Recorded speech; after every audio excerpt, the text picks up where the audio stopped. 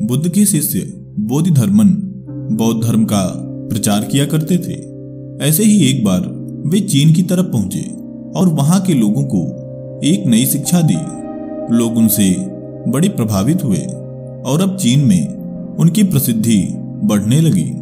जब चीन के सम्राट ने उनके बारे में सुना तो सबकी तरह वह भी अपनी समस्या लेकर बोधिधर्मन के पास गए और उनसे कहा, मेरे मन में बहुत ही अशांति है। मेरा मन सदैव अशांत रहता है। इतनी सारी धन दौलत सब कुछ रहने के बाद भी मैं रात को चैन से सो नहीं पाता हूँ। क्या आप मेरी समस्या का कोई हल निकालेंगे? बोधिधर्मन बोले, क्यों नहीं, लेकिन इसके लिए आपको एक काम करना होगा।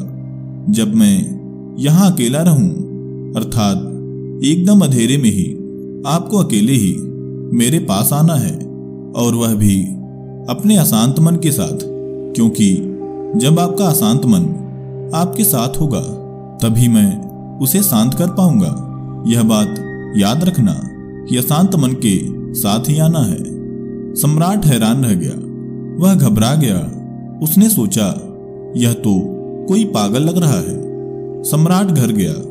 अब उसका मन पहले से भी ज्यादा अशांत था। पहले तो वह सोच रहा था कि हो सकता है कोई संत ऋषि हो जो कि मुझे कोई तंत्र मंत्र बता दे, लेकिन इसने जो कहा वह सब व्यर्थ ही है। आखिर कोई कहीं जाए और अपने मन को घर पर छोड़ दे, ऐसा कैसे हो सकता है? सम्राट बिना सोए रात भर यही सोचता रहा कि वह उस पागल आदमी के पास जाए या ना जाए। उसे यह भी डर लग रहा था कि रात में अकेले जाने पर कहीं वह हमला न कर दे। वहीं दूसरी ओर उसके मन में यह बात भी आ रही थी कि वह तो एक सम्राट है, एक साधारण इंसान उसका क्या ही कर लेगा।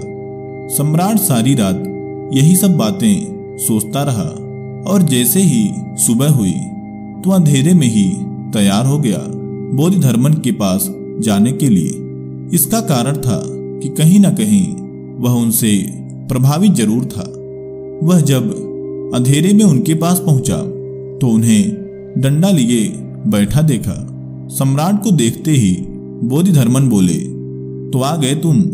मैं तुम्हारे ही इंतजार में बैठा था। तुम्हारा अशांत मन कहाँ है? मैं उसे ही शांत करने यहाँ बैठा हूँ। सम्राट ने उत्तर दिया, मन तो मेरे भीतर है। वह कोई ऐसी चीज नहीं है कि मैं उसे लेकर आऊं और आपको दिखाऊं। तब बोधिधर्मन ने कहा, अच्छी बात है, अपनी आंखें बंद करके उस अशांत मन को खोजने की कोशिश करो। देखो कि तुम्हें वह तुम्हारे अंदर कहाँ मिलता है।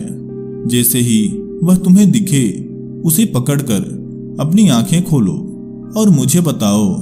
मैं अपने इस डंडे से तुम्हारे अशांत मन को पूरी तरह शांत कर दूंगा। जैसे ही सम्राट ने इतनी बात सुनी तो वह जान गया कि मेरे सामने जो व्यक्ति बैठा है वह पागल ही है। क्या पता वह मुझ पर हमला भी कर दे।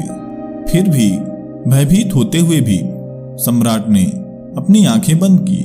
उसे भय था बोधिधर्मन के डंडे का, क्योंकि उसे लग रहा था कि वह कभी भी उस डंडे से प्रहार कर सकते हैं। आंखें बंद करके बैठा सम्राट अपने अंदर अशांत मन खोज रहा था। उसने बहुत प्रयास किया। वह जितना ही प्रयास करता वह उतना ही उसे दिखाई नहीं देता। खोजते खोजते सम्राट को यह ज्ञान हुआ कि उसकी अशांति गायब हो चुकी है। उसका मन मानो कहीं खो गया था। काफी समय बीत जाने पर भी वह इस बात को नहीं समझ पाया। अब वह शांत हो गया था। सूर्योदय होते ही बोधिधर्मन ने सम्राट को अपनी आंखें खोलने को कहा और पूछा, क्या तुम्हें यह बात पता चली कि तुम्हारा वह अशांत मन कहाँ है? जैसे ही सम्राट ने अपनी आंखें खोली तो वह अब पूरी तरह शांत हो चुका था। वह बोधिधर्मन के चरणों में गिरते हुए बोला, आपने मेरे अशांत मन को शांत कर दिया। आशा है वीडियो आपको जरूर ही पसंद आया होगा। ऐसे ही ज्ञानवर्धक वीडियो पाने के लिए चैनल को सब्सक्राइब जरूर करें। आपका बहुत बहुत धन्यवाद।